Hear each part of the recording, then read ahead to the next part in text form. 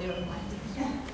Digo esto porque es muy figurativo de cómo funcionan, y a eso hay que sumarle también la convivencia clara entre los gobiernos locales, los gobiernos nacionales y las empresas. Si el gobierno no permitiera este saqueo, esto no podría ser llevado a cabo. Y por eso utiliza también la fuerza de seguridad a favor de las empresas y no a favor de la gente. Entonces, cuando hablamos de mega minería a cielo abierto, estamos hablando de todo esto, estamos hablando de censura a los medios. Cuando uno viaja a San Juan, como me ha ocurrido a mí, me han apagado las cámaras cuando yo hablaba de megaminería y me las han prendido de nuevo cuando dije, bueno, voy a hablar de otra cosa ahora, y ahí sí, las luces se volvieron a prender. O cuando vamos a presentar un libro, como fue hace muy poco en La Rioja, donde teníamos policías en la entrada, porque íbamos a presentar un libro contra la megaminería a cielo abierto. Entonces, los medios también juegan a veces muy en contra, obviamente censurados. No ocurre lo mismo con los medios alternativos, y esto ha sido muy importante en la lucha de todas las provincias, que han sido los que han permitido que esto tuviera sobre todo conocimiento público. Y la última cuestión que tiene que ver con la censura y tiene que ver con la persecución política que hay hoy de todos aquellos que luchan en contra de la megaminería, tiene que ver también con la cuestión educativa. Esto pasó en La Rioja y ahora también están proponiéndola en otros lugares, que es que las escuelas no se puede hablar en contra de la megaminería. Esto es cerrar el debate, ¿no? Yo cierro el debate para que esto no sea discutido, y con bajadas líneas muy claras de qué es lo que se tiene que empezar a enseñar. Ni hablar, por ejemplo, el Gobierno Nacional hizo un manual que mostraba cuáles eran las consecuencias ambientales dañinas de la megaminería a cielo abierto, y por ejemplo en la provincia de La Rioja no se puede distribuir, por ejemplo, bueno, obviamente en San Juan tampoco se pueden distribuir esos manuales que hizo el Gobierno Nacional. Esta es la lógica que hay de censura también detrás de esto. Así que, por eso cuando hablamos de megaminería a cielo abierto estamos hablando de muchas aristas, y que son sumamente complejas, diversas, y que en algunos casos también rozan la defensa de la democracia, ¿no? Que es lo que pasó, por ejemplo, en el caso de Andalgalá, cuando sitiaron la ciudad. Entonces, estas cosas es lo que tenemos que tener en cuenta cuando discutimos estos temas.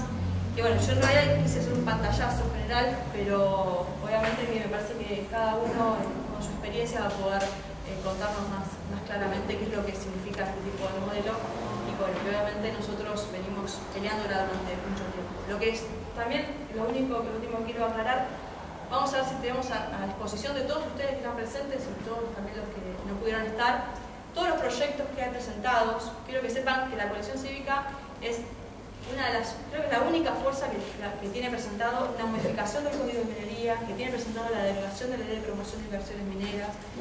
Sobre prohibición de megaminería a cielo abierto hay otros proyectos presentados, pero nosotros fuimos también uno de los primeros en el 2008-2009, y también hay una modificación sobre todo lo que tenga que ver con la cuestión ambiental.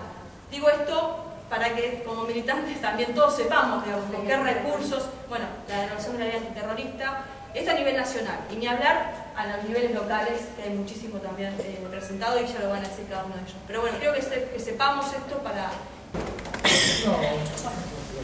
Bueno, yo soy Magdalena Darda, para los que me conocen, yo soy diputada, legisladora de la provincia de Río Negro, y soy, bueno, en principio fuimos los autores de la ley que prohibía el uso del cianuro y mercurio en la explotación minera en el año 2005.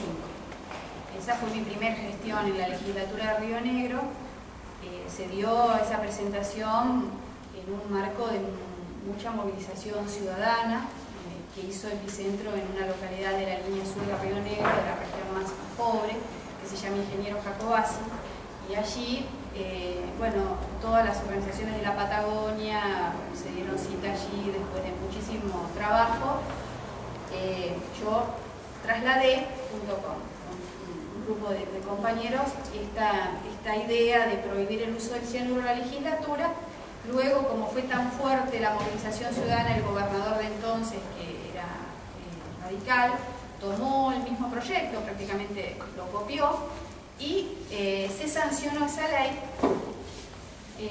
en una sesión con muchísima gente y muchísima participación y alegría, porque Río Negro se convertía en una de las primeras provincias en tener una legislación tan clara que prohibía ese proceso de lixiviación con cianuro, que es el proceso que utilizan en general las mineras para poder separar el metal de la piedra, ¿no?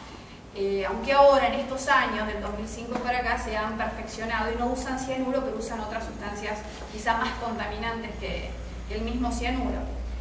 Bueno, después de esa movilización ciudadana y esa ley, siempre estuvo latente la posibilidad de que esa ley fuera derogada, porque no se prohibió la explotación de oro, se prohibió el uso de tóxicos y del cianuro. Y como las empresas, la mayoría multinacionales, de capitales canadienses en general, no están dispuestas a usar otro método no contaminante, sino que el método que les cierra económicamente y que además, al no estar el oro en vetas como antes, necesitan el cianuro para poder extraerlo. Entonces, de hecho, no hubo explotación de oro, o sea que del 2005 hasta acá estuvo suspendida la explotación de oro en la provincia. Sucede que previo a este cambio de gobierno se empezó a hablar con más fuerza de que se venía la explotación de oro, que las empresas estaban haciendo mucha presión, y como Río Negro queda como una de las pocas provincias donde hay oro, el lobby fue muy fuerte, y tanto el radicalismo, lamentablemente, como el Frente para la Victoria planteaban, quizá por lo bajo, porque no era políticamente correcto hacerlo en las elecciones sobre un tema tan sensible, de que llegado el gobierno iban a habilitar la explotación de oro. Bueno, por supuesto que el pueblo de Río Negro, cuando votó el 25 de septiembre, no conocía esto, porque si bien el exgobernador Soria lo dejaba entrever por ahí, pero siempre había funcionarios que se ocupaban de acomodar las declaraciones del gobernador, porque era una bomba decir que se iba a permitir la megaminería en Río Negro en plena campaña electoral. Ganaron las elecciones en el Frente para la Victoria. Entre Navidad y Año Nuevo apareció el proyecto de la derogación de la ley, no hubo forma de detenerlo, se aprovecharon que la gente estaba en otra cosa en ese momento. A su vez, también se sancionó una ley que fue tremenda, que es una ley similar a la ley de prescindibilidad de la dictadura, que ellos la llamaron de disponibilidad y que dejaba más de 20.000 trabajadores estatales bajo sospecha, ¿no? Ahora ya no hay más estabilidad de empleo público en Río Negro. Entonces, claro, la gente estaba con muchas cosas, ¿no? Y se presentó el proyecto de ley un día y al cuarto día ya se estaba tratando la legislatura. Por una mayoría prácticamente automática del Frente para la Victoria sabíamos cómo iba a ser el desenlace de esto, ¿no? Se iba a derogar la ley. Y así fue. Nosotros, por supuesto, como autores de la ley que se derogaba, hicimos lo imposible para evitarlo, pero ya el compromiso con el gobierno nacional, que inmediatamente se derogó la ley, mandó un comunicado de prensa diciendo el beneplácito del gobierno nacional porque Río Negro ya no tiene esa ley molesta que prohibía el uso de cianuro en minería. O sea, fue tan grosero el gobierno nacional mandar ese comunicado de prensa a las pocas horas de que se había dado por tierra con una conquista social de miles de rionegrinos y patagónicos, ¿no? Nosotros nos sentíamos orgullosos de la ley rionegrina, inclusive después Mendoza sancionó una ley y siempre se hablaba de la ley de Río Negro. Bueno, la ley de Río Negro en 4 días fue historia. Lo que no contempló el gobierno de Río Negro es que la gente se iba a movilizar y a oponer.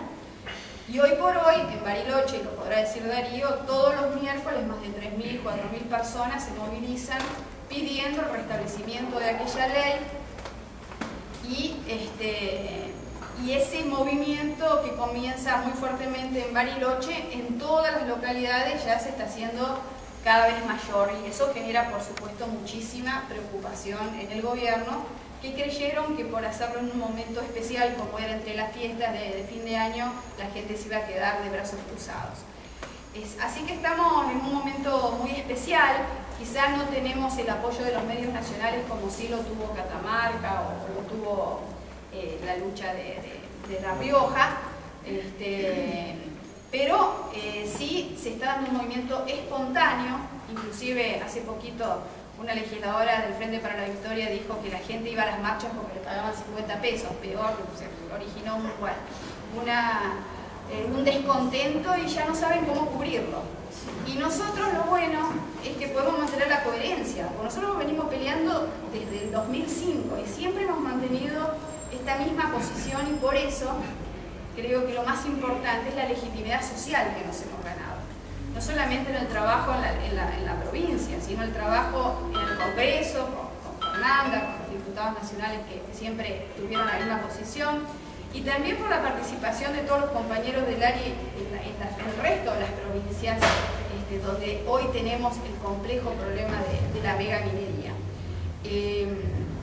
Por eso me parece muy importante que nosotros levantemos más alto que nunca esta bandera, porque esta bandera es nuestra.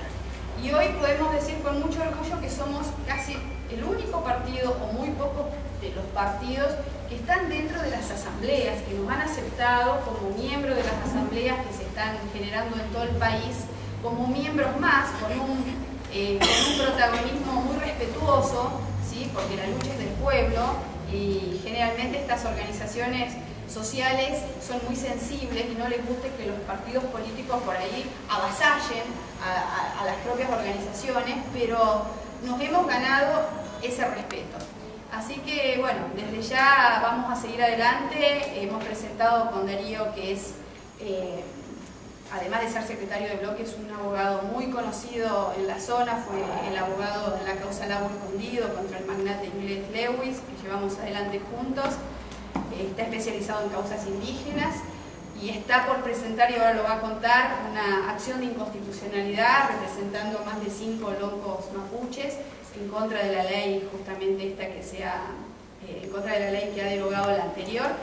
Así que bueno, vamos a seguir trabajando y vamos a intentar restablecer aquella ley con un nuevo proyecto de ley que presentamos, que no solamente pide prohibir el uso del cianuro y mercurio, que quedó ya caduco, porque ahora ya hay que prohibir toda otra sustancia tóxica que seguramente se utiliza o va a utilizarse en el futuro en la megaminería, sino ir hacia el problema principal, que es el cuidado del agua. Por eso estamos proponiendo, además de restablecer aquella ley llamada anticianuro, estamos proponiendo la prohibición del uso del agua subterránea, ¿sí? Para este tipo de explotaciones mineras, en este caso auríferas. Así que bueno, muchas gracias.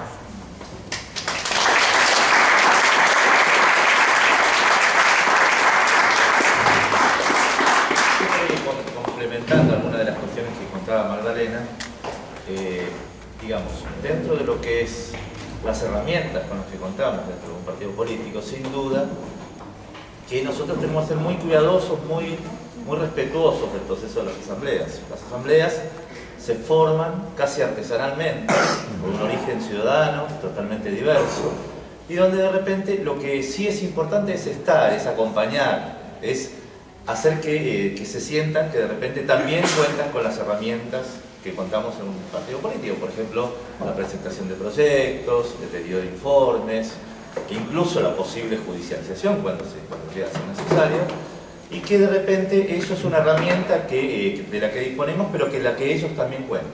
Entonces, no se trata digamos, hay que ser muy cuidadoso y muy respetuoso de ese proceso. Es un proceso ciudadano que surge realmente de la gente y que va tomando fuerza desde la gente. Entonces, desde ese lugar es que, acompañando incluso la asamblea de allá de Bariloche, después se formó una asamblea también a nivel provincial y otra a nivel patagónico, que a su vez viene a formar parte de la UAC, ¿sí? De la Unión de Asambleas Ciudadanas, que está a nivel nacional. Es importante que, por ejemplo, las estrategias, las movidas que surgen de esos ámbitos son totalmente diversos. Diversos, por ejemplo, de enviar notas a los colegios para que permitan, o para instalar charlas sobre ese tema, que permitan seguir instalando el tema, la cuestión de la minería, hasta, por ejemplo, movidas de poner stickers o de entregar o de regalar o de vender incluso todo lo que tiene que ver con esa forma de difusión, remeras, por ejemplo, que tengan cuestiones que hacen que la gente se enganche.